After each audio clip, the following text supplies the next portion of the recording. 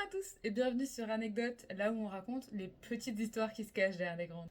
Et pour cette deuxième anecdote, nous partons ensemble au Japon pour découvrir l'histoire des Shotengai.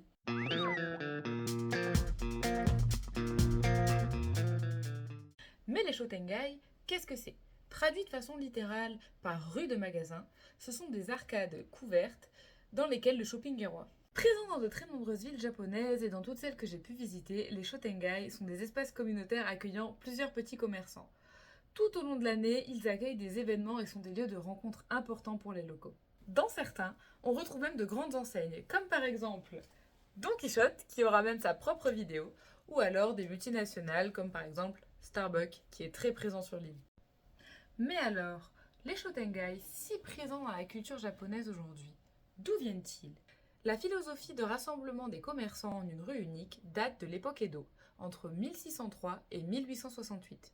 C'est en effet lors de cette époque de paix et de développement que les prémices des Shotengai ont vu le jour, nommés Sho. Initialement de simples rues commerciales, il faudra attendre l'ère Meiji et la période Taisho pour voir apparaître sur certaines une toiture permettant de protéger les acheteurs des intempéries et du soleil. Il faudra attendre la fin de la Seconde Guerre mondiale pour que le principe d'arcade couverte, comme nous le connaissons, se démocratise. Et maintenant que nous maîtrisons un peu mieux leur histoire, nous allons voir ensemble, dans le désordre, les Shotengai qui méritent notre attention.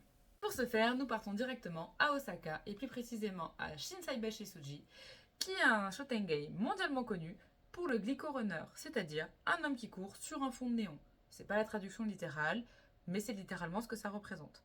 Ce Shotengai accueille une foule relativement dense de jour comme de nuit, ainsi que de très nombreuses multinationales. On retrouve un Don Quichotte connu en forme de grande roue, mais également d'autres grandes marques. Nous nous éloignons vraiment de l'origine des Shotengai et de l'aspect traditionnel de ces arcades couvertes. Si jamais vous venez au Japon, peu importe votre durée sur place, en général, il est toujours au programme si vous vous arrêtez dans la ville d'Osaka.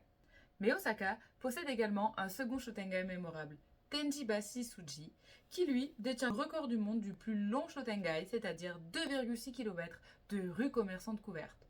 Pour ceux qui décident de s'y aventurer, je vous invite vivement à ne pas faire votre shopping dans les premiers magasins afin d'éviter de vous retrouver surchargé sur tout le long de votre visite. Nous quittons maintenant l'effervescence d'Osaka pour nous retrouver dans le sud du Japon, à Fukuoka, et plus précisément à Kawabata Shaotenge, qui est tout simplement le Shotengai le plus ancien de la ville.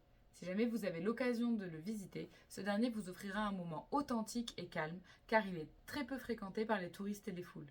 Dans notre périple, nous remontons un petit peu au centre du pays où se trouve Miyukidori, le Shotengai d'Imeji. Ce dernier se trouve entre le château et la gare. Composé principalement de petits commerçants, parcourir ce dernier vous permettra de vous préparer à la visite du patrimoine mondial de l'UNESCO qu'est le château d'Imeji. Pour terminer notre périple, nous remontons à la capitale du pays, Tokyo, et plus précisément à Nakamisedori, le Shotengai pas loin du temple d'Asakusa.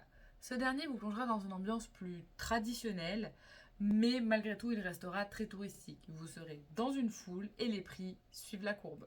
Vous pourrez également faire du shopping à Ameyoko, Shotengai non loin de Ueno Station, dans lequel on retrouve de nombreux produits à bas prix, même si, avec le tourisme de masse, les prix ont une fâcheuse tendance à augmenter.